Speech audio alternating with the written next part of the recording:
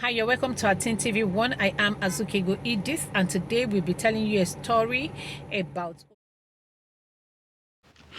Omi was an only child of her parents. Her mom passed on immediately she graduated from the primary school. 3 years after, the father remarried. Njideka was everything a man could wish for in a wife. She's compassionate, hardworking, soft-spoken. Omi was grateful to the universe for gifting her with a stepmom.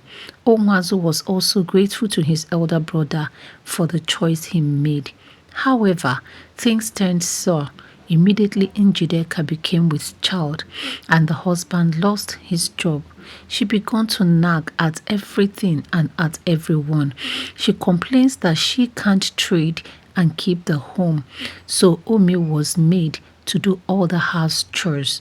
She washed, cleaned, hawked. Anytime her father complains, it will amount to more work for the small girl. So he decided to visit his in-laws to lay a complaint. But all hell broke loose. He was warned never to bring a negative report about their precious daughter, who had done nothing but to slave for him and his daughter.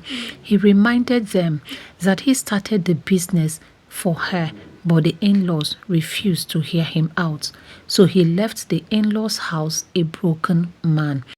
Omi consoled her father that everything will be well. When Njideka was told about the visit, Omi's pain increased.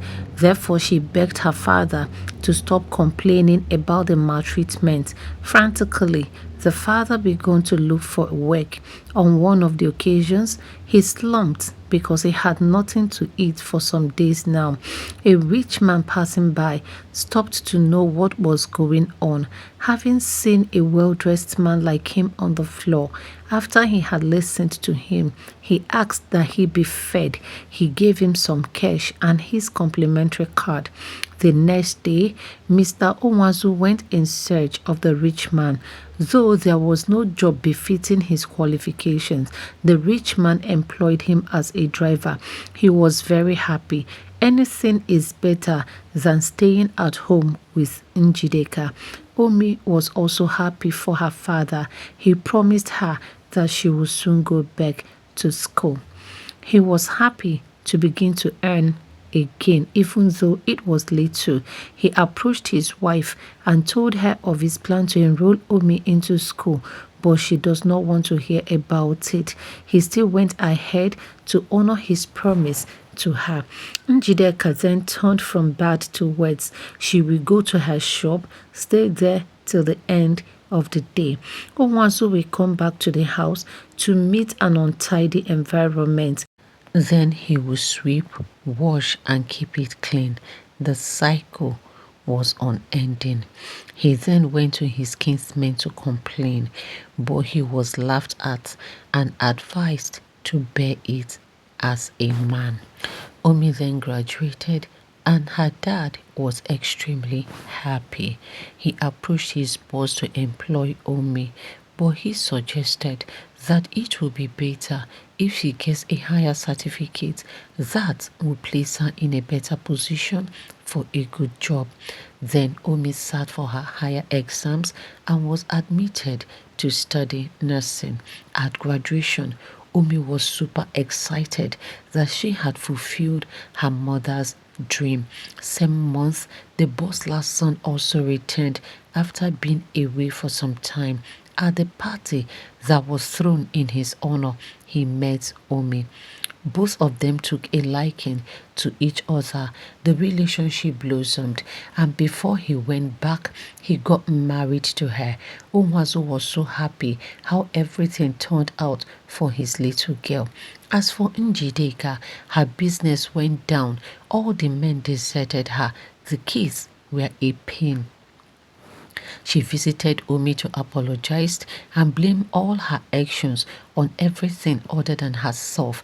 The company that disengaged the hobby, the men who told her she's better off than suffering with a man, the mother that patted her back, the pride that blinded her eyes, and the devil that put all of these things into motion. Thank you for being with us throughout the story. I want to appreciate each and every one of you for taking our time to listen to us. And it's not just about telling a story, it's also about the lesson in the story. I want to encourage every woman to take every child that faith has put into your care as his or as her own. Do not make that differentiation. It does not pay well. Moreover, you don't know what tomorrow is going to hold, because an Igbo name says Onye Mechi. You don't know tomorrow. That child that you said is not your own may be the child that is going to give you water tomorrow. And if you were to be Omimi, what are you going to do at this point? Will you pretend as if to say nothing happened? Will you take your stepmom back into your life as your mother? Or will you recount everything that she did to you and your father while growing up?